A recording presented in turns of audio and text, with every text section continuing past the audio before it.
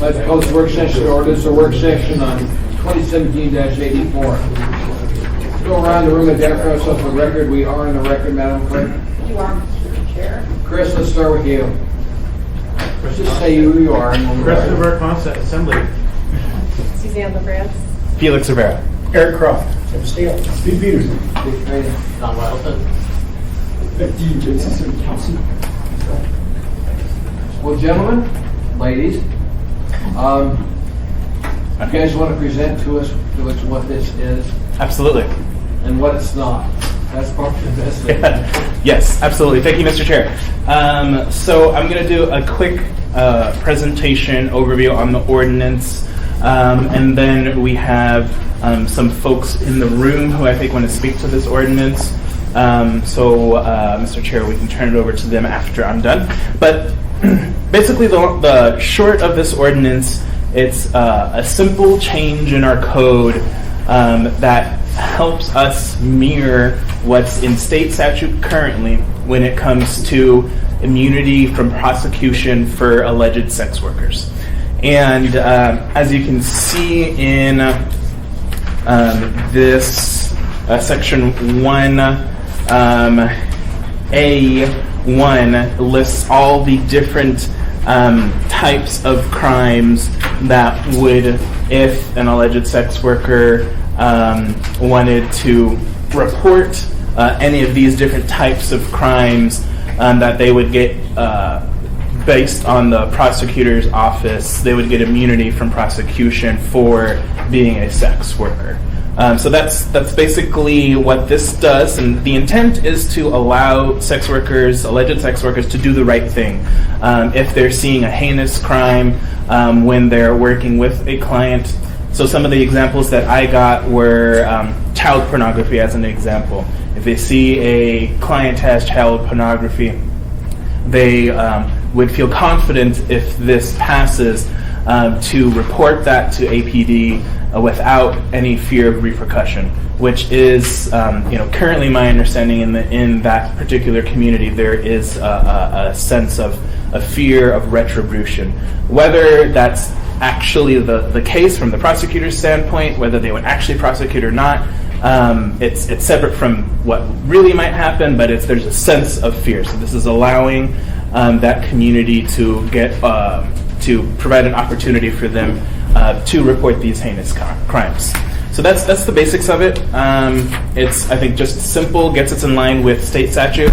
And Assemblymember Constant, you added your name onto this. Thank you. Did you have anything to add before I turn it over to?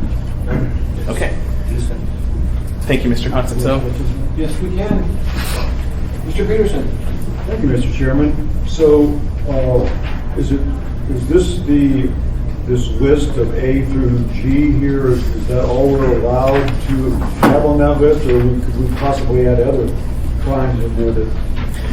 yeah. So, right. Good question, Mr. Peterson. So, basically, A through that 1A is what's in state statute. And then based on advice I got from Assembly Council, we looked at adding some of these other sections, B through H, to expand a little bit from what's in state statute. So what came to my mind was that we've got this heroin epidemic that's happening, and someone who might be allegedly a prostitute might see someone who's dealing heroin in her line of work. And if we're going to try to get a handle on that problem, that might be something that would help a little bit. Yeah, I would. Excuse me. Yes. Thank you, Mr. Peterson. I would refer that question actually to maybe our prosecutor's office or someone else who might be able to better answer that. But that's a good idea. Yeah. Other questions, Assembly members? Yes, John. A couple. One is we did a bunch of changes to our code to match SB 91 a year ago. I think actually 2 rounds. One was real quick emergency ones, and then more. Why was this not done a year ago? I wasn't on this body at that time, and I wasn't involved with that particular legislation. So I'm not exactly sure why it was that this wasn't included in there. Okay, maybe D. I don't know why I couldn't say, but I understand last year that emergency ordinance was to prevent like a 2-week or 1-month gap in the ability to prosecute certain crimes that ordinance was intended to fix. So it was a quick remedy. I think the school prosecutor, she had more information need to elaborate. I'm not sure. Something to add. Would you like to share? For the record, Monica Pino, City Prosecutor. We did one tweak to our code based on SB 91 that, as Mr. Gates said, that was last July in order to cover some holes. We have not modified any of the rest of our code to comply with SB 91. So we didn't include anything that was substantive beyond what we had to put in for that period of time. Good. So is there a long list of things we could change or chose not to? For the record, through the chair, we have a very long list of things that must be changed and that could be changed, and we have been working on creating a large AO to address that. The correct fix-it bills for SB 91 were in session this go-around, and so we were waiting for the completion of this session to determine what was going to change again. Well, I think following up on what Pete was saying, where you got this as a crime, so why not say if a prostitute reports a crime, that's okay? I mean, why? Because most people don't know these laws. How many people on the planet will ever read this and know, wait a minute, don't report that because you get dinged for it, but if you report this one, it's okay. So I think the general flow will still be, don't talk to the cops. Yeah, that's a good question. So, Mr. Chair, I'd actually like to turn it over to one of our presentations today. Yeah, and I think she'll be able to address that. So, Tara Burns from CUSP has just a quick presentation to talk about this. Yeah, We'll give you a few minutes, okay? I'm Tara Burns. I'm with the Community United for Safety and Protection, and I've been working on different things around what became this bill. Started out as a different bill since 2013. I first became interested in prostitution and sex trafficking policy when I was a sex trafficked youth here in Alaska and felt that the system didn't really work for me. I did my graduate research at UAF on the lived experiences and policy recommendations of 48 people with recent experience in Alaska's sex trade. 74% of them said that they had been a victim or witness of a crime that they did not report. That's a lot of people. And that was based on the real experiences that they or people that they know had had in trying to report. 80% of sex trafficking victims and 52% of all respondents said that they had tried to report a crime to the police. And I made this handout actually for SB 21, which became that part of SB 91. So for all the respondents, only 44% of the reports were taken. The rest were turned away. For trafficking victims, only 20% of the reports were taken. And you can read some of the firsthand experiences here of people who tried to report or who heard from other people what might happen if they tried to report. You guys, there's been a lot of changes in the way that the state handles prostitution and sex trafficking cases in the last few years. And we've been working kind of from this side to try to increase trust between the community of people in Alaska sex trade and prosecutors and police officers to increase public safety by getting repeat violent offenders off of the streets, which is what we mostly see. In the back of your packet here, no, in the middle page of your packet here, sorry, you see a back page post. This is where sex workers have to advertise, and this woman was robbed by a man who came to her house with a gun. So she posted this warning for other ladies to watch out for this phone number. He's going to come and rob you with a gun. This isn't what we want to have happening. We want to be able to call the police and get these people off of the street without fear of a misdemeanor prostitution charge, which isn't that big a deal when you think about just a misdemeanor prostitution charge, but because it's a prostitution charge, it affects child custody, people face discrimination in accessing housing and employment, things like that. It is getting out to our community. We've done a lot of outreach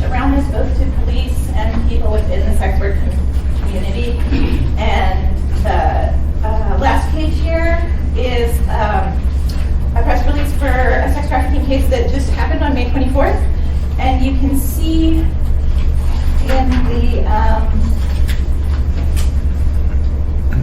second paragraph, they have the last sentence says the law protects victims or witnesses of sex trafficking from prosecution engaging in prostitution if they report in good faith. Because they've got 3 victims of this guy, but they're thinking there's dozens more, and they could have a really good case against him. So this law, it does make it out into our community, both through the media and other outreach efforts that we do. Any questions from any member? Yes, John. So, would anything we do here change the average prostitute thinking that just don't call the cops, they're the bad guys? Or prostitutes generally aware of city criminal code? Absolutely, maybe not in the detail that I am, but for example, I don't know if you guys remember the last time that I came before you and we talked about the affirmative defenses versus this amnesty and reporting. Just a couple days after that, Crystal and I got a call from a woman who had been violently attacked, and this guy called us. We didn't know her, but he heard about us, and she'd been hiding in his apartment for days. And so we went over there, and we were like, this guy needs to be gotten off the streets. He's a threat to our community. And she was like, well, what's going to happen to me if I go report? Because there's a lot of things that can happen when people get charged with just a misdemeanor prostitution case. They have a lot of concerns for how that can affect their lives and the whole rest of their lives and their children and things like that. So, we had to tell her, we have a protection in the state law, but because we're in the municipality of Anchorage, we don't have that protection here. And we don't think they would charge you, and we would try to advocate for you if they did charge you. But in all reality, last year, the only woman who was charged with prostitution under Anchorage Municipal Code was a woman who came into contact with police because she had been assaulted, and the front desk people at Black Angus called 911, and they charged her with prostitution. Okay, so the average prostitute may not know the rules, but you do when you talk to them. Well, everybody talks to each other. I mean, probably similar to whatever field of work you may have been in. People share information for safety, especially, about, have you seen this guy? Is he safe? This happened to me. Watch out for this guy. Something happened a few weeks ago where, a girl was like, watch out for this guy. Here's his phone number. He's really violent. So, somebody that I know got that text message from the girl who it had happened to, and she texted everybody that she knew, and then, it got to me, and then, we kind of are going back up the line going, well, does she want to go to the police? And, in that case, she had a driver, a person that she hired to drive her to the call, and, under state law, somebody that you hire to drive you to a call can be charged with sex trafficking, so she didn't feel comfortable reporting that one, and that's kind of a separate issue. But yeah, there's a lot of communication between people in Alaska sex trade about clients and safety of clients and things like that. And we are this summer going to launch outreach to make sure that street-based workers are also aware of these. Just about, so you brought something to follow up on Pete. Is this list of crimes that they would trigger getting that misdemeanor charge for prostitution? Is this list of crimes big enough? And it would not have helped that woman who was afraid because she got a ride to Right, if she wasn't the person who would have been charged, it would have been her driver would have been charged with sex trafficking her under state law. So I don't think that's something that can be addressed here. I think that the crimes that are covered there is, I believe, 28 different crimes from state statute that are listed there. They are pretty much all violent crimes, crimes against a person, rather than moral crimes like drugs or prostitution or things like that where there hasn't been direct harm to another person or their property. And I also want to say there, I think in the past maybe been some misinformation about or just confusion about how we use words around this bill. It's not immunity. We have a state immunity charge. This does not, or immunity statute. This does not invoke the immunity statute. It just alters the prostitution code to allow people to report.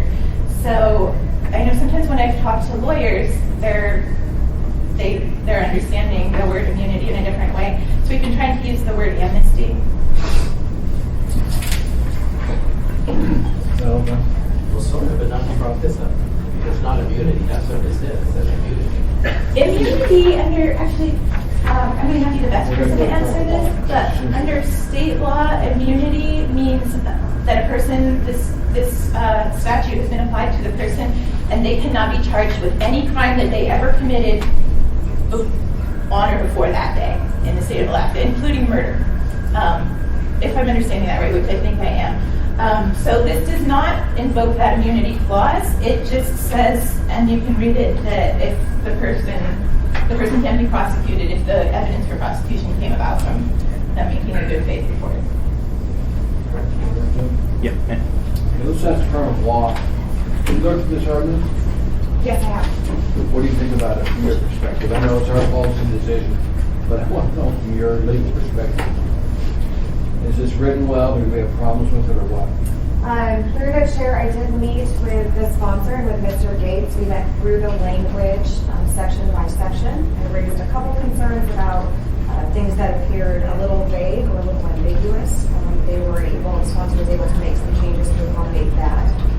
The two phrases that are still, to my mind, a little obscure are specifically that evidence, the phrase, and I'm now, subsection 2 of the ordinance.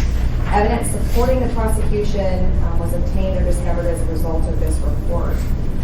And it's not clear to me in sort of a hypothetical way what that might look like, whether testimony is enough, whether it needs to be physical evidence, what if the evidence has already been discovered by police, what if police choose not to investigate. I'm not sure what that would look like. And then in subsection 3, the phrase, the person cooperated with law enforcement personnel concerning the crime. And again, is it enough to simply report it? Do they have to be available to testify at trial? Do they have to respond to prosecutors' calls throughout the case? I don't know what that means. And so I did discuss those. Those are also possibly hard terms to define, but those were the concerns specifically about the language that we raised. Could you give us some alternative language for those two areas? Not right now, but in a week or so? I could try to come up with something. If you would. I will try. Yes, Ted? Yeah, I'm a little concerned about the whole thing. Could you step forward and accuse somebody or report something and clean the slate, if you will, for all past indulgences, and that might work into a tick for tat kind of thing, where as soon as somebody gets busted for something, they look for somebody to turn in and get the slate clean. I guess how it happens in practice is the concern I have, and so I hope that there are examples elsewhere in the country that have a bigger history or a longer history with it, such that we don't make some mistakes on both sides.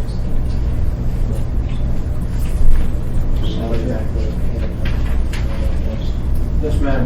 So that is something that already happens. If you're in a prostitution sting, the police will be like, well, do you have something you want to give us and we can let this go, right?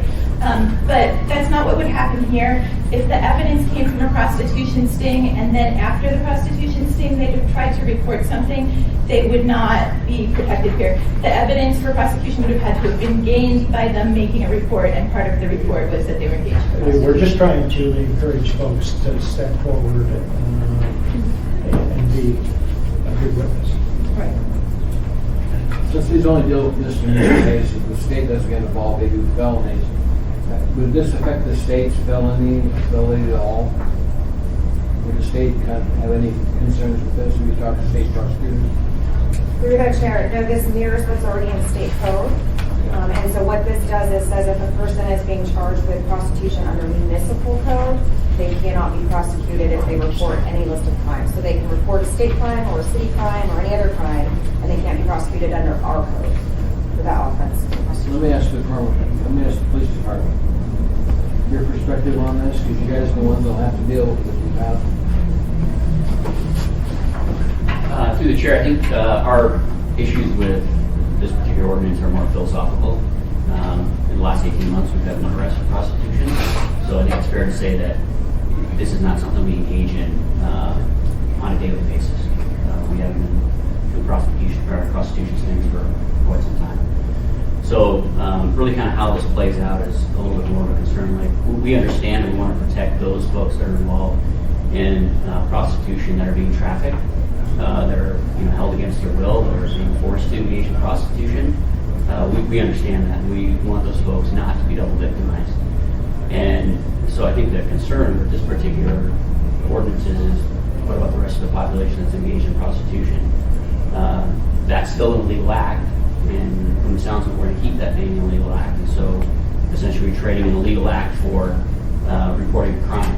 But what about other folks that are involved in illegal acts? Are we going to go down the road and change code as well so that other criminal acts can be, we can grant them immunity to also report crimes as well? So how wide do we want this to be, and why are we focusing in on one population only? I think the other concern is that we look at some of the outlying crimes and we characterize them as heinous or serious through the bill, and I'm not sure all those crimes are really considered heinous. For crying out loud, we can't put some of those folks even in jail when we arrest them under our current statutes. And so in making that list even broader, there's a lot of crimes that can be reported to do away with another crime. And I think the last concern is that I'm not sure that we really understand how this would work on a street application level. I mean, I think what we're assuming is that the police department on a regular basis has contact with a prostitute who wants to report either being victimized or somebody else being victimized, and essentially we are either ignoring that crime or we're arresting them when they report that. And I don't see that being the case. I mean, I'm not 100% familiar with the one case that happened in the last 18 months, but that's one case is all we have. I think that if they are heinous crimes, I think we have an expectation from our public that they're going to report those crimes. Things like child molestation and sexual assault of a child, I think we expect our public to report those crimes. Does that answer your question? Question from some members. Yeah. Yes, sir. So there's, on the details and then back up to the theory of it, there's a presumption that what we mean is, I witness another person doing the crime. But it says a person accused of the crime of prostitution may not be prosecuted for that crime if the person witnessed or was a victim of and reported, not another doing the crime, but witnessed the crime. And the crime is the prostitution statute of state law. So it seems to me I could be a prostitute, report my prostitution conduct, and you couldn't, and if I reported it, that's what 1166-100, at least A is C more. Mr. Croft, C are the crimes that you can report under state law that grant you this particular protection. And are those prostitution crimes? A is prostitution. Well, anyway, should we say another committing the crime? We don't mean them committing these lists. We mean them committing the prostitution and viewing another doing it. And I can witness my own crime. Can I? If I may, for clarification, reporting prostitution isn't protected. It doesn't get you immunity. Prostitution is not one of the reportable crimes that provides immunity for the person doing the reporting. Those are only crimes that are more heinous than prostitution. So the list in 1B through H, none of those are prostitution, and they're all misdemeanor A crimes in our code. Prostitution is misdemeanor B crime. 1A is of state statutes, crimes that reported would provide immunity to the person reporting, immunity from prosecuting that person for prostitution only. So I have the state statute in front of me, and I wanted to also clarify, after Mr. Pearson's question and AP's response, that this list of crimes is, as AP said, only heinous crimes, but it doesn't include drug crimes or controlled substances, distribution and possession. Those aren't included in the state's list nor ours. So the net isn't as wide as you might have thought. It's only very narrow. I could briefly read the state's list. God, no. But it does seem like then it'd be an odd situation, but I could get myself off a prostitution charge by reporting me doing something more serious. And under the I mean, I could beat the underlying one, but not the more serious. Don't we mean the other person committing those crimes?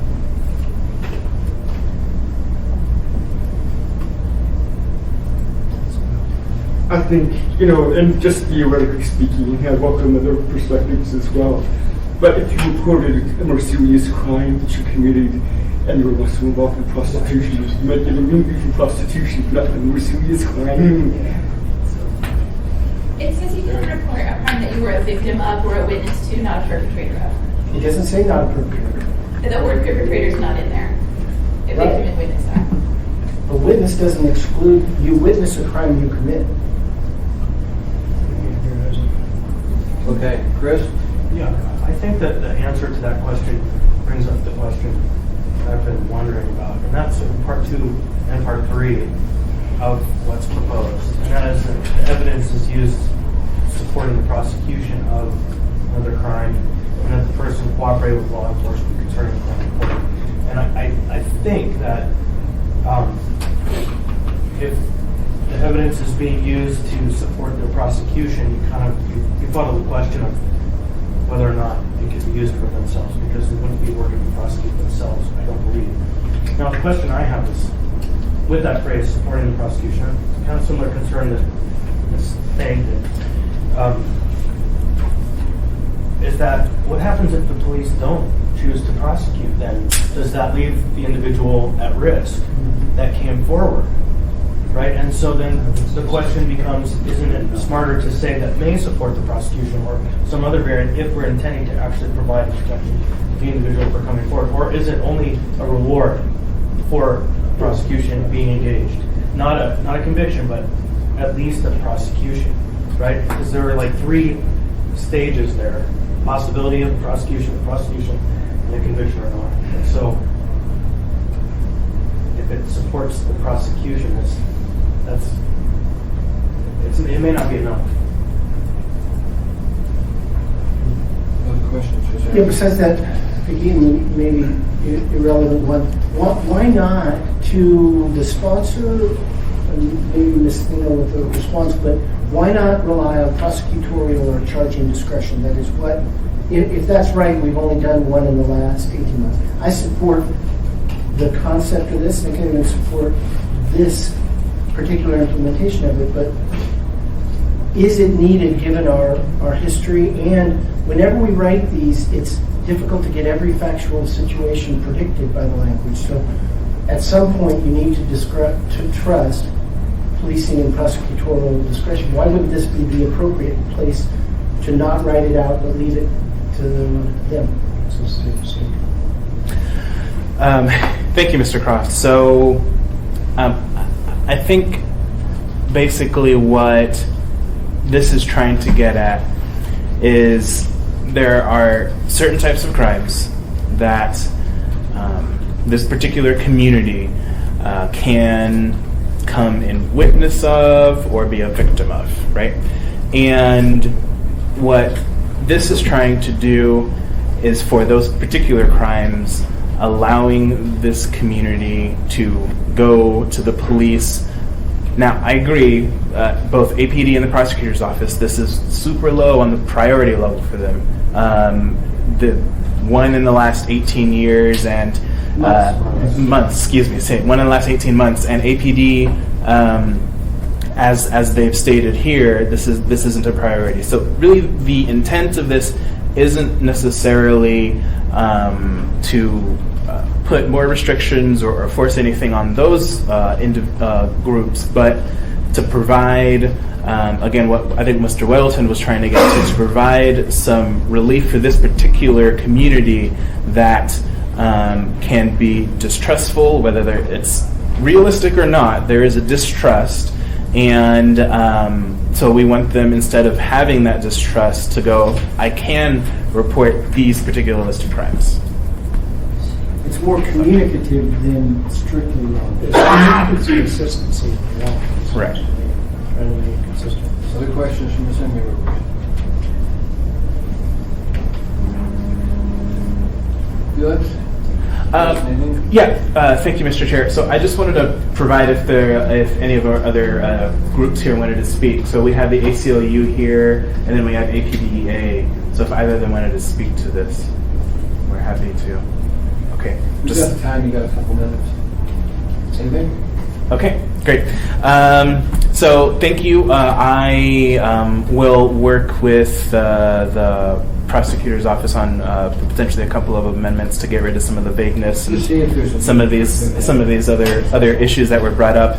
I do think that to get to the philosophical point of this, I think this particular community has a long-standing history of being victimized, and so I think this is a good way for us. We're not normalizing or we're not legalizing this particular act, but at least it allows a moral way for these folks to report these types of crimes without any fear of repercussion. So we'll work on this and get amendments provided for the 13th. I believe that this is coming back to the body. So thank you all. Nothing else? This meeting's adjourned. Thanks for being here today.